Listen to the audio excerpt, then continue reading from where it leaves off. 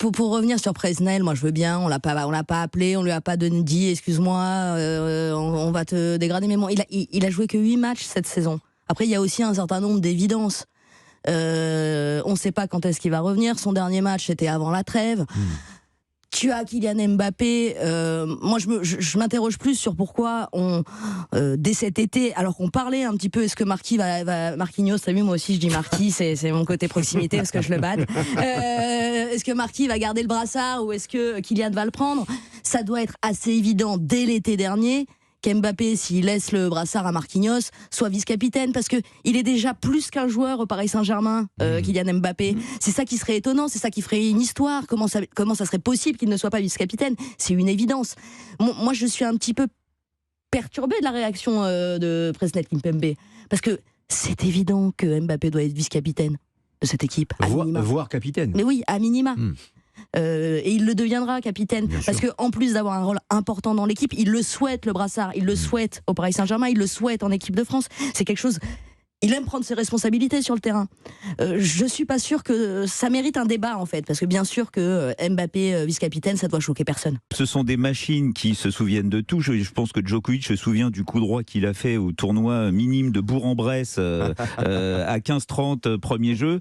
Donc de là, mais c'est là qu'il est fort. C'est encore une fois, c'est tout ça, c'est psychologique, bien sûr. C'est que tu leur fais mal quand tu dis des choses comme ça. Tsitsipas, quand il entend ça, il se dit non mais il se fout de moi ou quoi ? C'est pas possible. Qu'est-ce qu'il est en train de raconter ? Mais Djokovic, c'est pareil aussi depuis le début du tournoi. J'ai mal, je ne sais pas si je peux continuer. J'ai cette douleur à la cuisse. On a l'impression qu'il joue à quoi ? 60%. Et comme l'a dit Cédric, il met des fessées à tous ceux qu'il a en face de lui. Donc tout le monde est en train de se dire mais qu'est-ce qu'il faut faire ? L'entraîneur de Tommy Paul, Brad Stein, on lui pose la question, alors qu'est-ce que vous allez mettre en place pour essayer de battre Djokovic dans cette demi-finale ? Il dit je sais pas, à part l'empoisonner, je vois pas.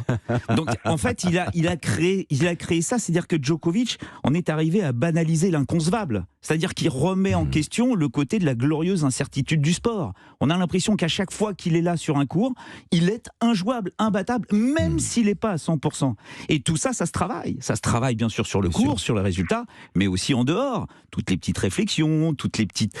Il y a plein de choses qui sont travaillées par Djokovic. Ouais. Non, c'est exactement... Bon, Jean-Michel Aulas, il est sur la bretelle de dégagement. Alors, il va vous dire qu'on lui a promis 3 ans et tout. Très franchement, je mets la tête de mes gosses sur le fait qu'il reste pas... qu'on ne le laisse pas en place 3 ans. Un actionnaire américain ne laisse pas un mec en place 3 ans, si c'est pas... Et ça a été pointé justement par Aline, cette espèce de confusion. Si on comprend rien, c'est qu'il y en a trop qui parlent, en fait. Et c'est-à-dire qu'on a l'impression qu'on voit des tensions entre ce qui va se passer, parce que bon, Textor, je suppose que Ponceau pense que ses jours sont comptés. C'est pas la même logique, c'est pas la même logique, on n'est pas là-dessus. Et il y a quand même une espèce de logique ancienne qui perdure encore un peu, avec là-dessus cette culture typiquement lyonnaise du bouc émissaire. Alors quand ça, il s'appelle pas Dubois, il s'appelle Marcelo. Quand il s'appelle pas Marcelo, il s'appelle Genesio. Quand il s'appelle pas Genesio, il s'appelle Cornet. Quand il s'appelle pas Cornet, il s'appelle Toko Ekambi. Mais il fixe toujours sur un mec. Alors ça, c'est extraordinaire. Les problèmes en foot sont par définition collectifs, sauf à Lyon, où tout d'un coup on t'apporte la tête d'un mec, on dit voilà. Donc en fait, on est sur ces espèces de réflexes anciens. Ils sentent tous que ça va, que c'est terminé, qu'on est passé à autre chose. Il y a sans doute Textor, il a quand même accès au compte, il se rend quand même compte. Enfin, tout le monde sait qu'il tire la langue. Il n'y a pas quand même de Ligue des Champions depuis 5 ans. On sait très bien que c'est pas. Et lui, est-il si riche qu'il le prétend ? Non, mais non. Il a acheté ça. Il a acheté ça à crédit. Il a acheté ça en mettant ses parts de. Donc on est quand même sur quelque chose qui traduit en fait le changement d'époque. Enfin, on sent ça à plein nez, je trouve. Je trouve qu'il y a quelque chose. On va partir sur autre chose. On ne sait pas encore quoi. Bon, l'américain attend un petit peu avant de faire la musique, parce qu'il faut que les mecs travaillent. Les mecs savent qu'ils travaillent pour rien, puisqu'on est passé à autre chose, mais ils savent encore pas quoi. Et au milieu de ça, t'as Laurent Blanc qui doit jouer tous les samedis. Voilà. Donc j'espère qu'il va pouvoir s'en débrouiller, mais c'est trop compliqué. Si vous voulez, vous allez dans les clubs, on vous raconte quoi ? On vous dit que parfois un résultat peut tenir un cuistot qui est mauvais, ou un cuistot qui vit pas bien son boulot, ou les gains marginaux, les petites choses. Par exemple, c'est un discours que Létang m'a tenu. Il dit des fois, c'est des micro-détails qui font que... Vous imaginez Lyon ? Il est où le micro-détail ? T'as pas de politique sportive, t'as des joueurs qui sont mal, ils font plus progresser personne. Donc il y a un côté un petit peu apocalyptique qui montre qu'on passe à autre chose. Vous voulez savoir pourquoi il veut pas à Marseille ? Pourquoi ? Parce qu'il va se retrouver vendu à Brighton ou Oviedo au bout de 6 mois, parce que Longoria c'est comme ça. Voilà. Et puis il aura perdu la maîtrise de sa carrière. Il aura pas parce que Marseille c'est un porte-avions. Hein. Je veux dire, tu fais arriver l'année dernière ils sont deuxième du championnat. T'as 14 mecs qui partent. Hein. Donc non mais à un moment donné il faut quand même expliquer qu'ils sont quand même là pour faire 4 centraux qui partent, 4 qui arrivent. Hein. Voilà. Alors que c'était l'équipe la plus solide de France, mais bon faut pas que ça traumatise le. Donc en fait il y a des paramètres comment dire de business, de transfert et Longoria et à la limite ça correspond peut-être à une certaine modernité. Moi je vais pas m'insurger. Les transferts existent.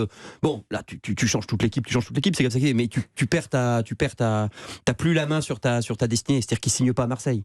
Il signe pour ce qui se passera après, ce qui se passera après, il en sait rien, puisque quand t'es sous contrat.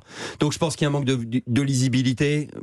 Enfin, en tout cas, si j'étais son agent. Parce qu'à Nice, il a plus de lisibilité. Oui, parce que tu te dis. Avec le projet Ineos, c'est toutes les incertitudes sportives. Ça n'est pas un club qui est fait pour vendre à échéance 6 mois ou 1 an. Ils hésitent. Il y a plusieurs conflits. Ils ont changé 3 fois de direction en 1 an. Mais ça n'est pas un club qui est fait pour ça. Longoria, à la limite, on peut presque le saluer. Il l'assume.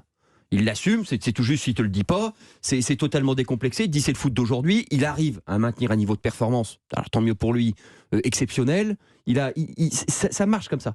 Mais je pense que quand tu t'appelles Mofi, que tu viens de Lorient c'est tout gentil, ils osent pas quand tu vas chercher ton pain, on n'ose même pas te dire bonjour pour pas te déranger, et tout d'un coup tu vas aller dans ce truc là, mais tu te dis mais qu'est-ce que c'est que ces Indiens ?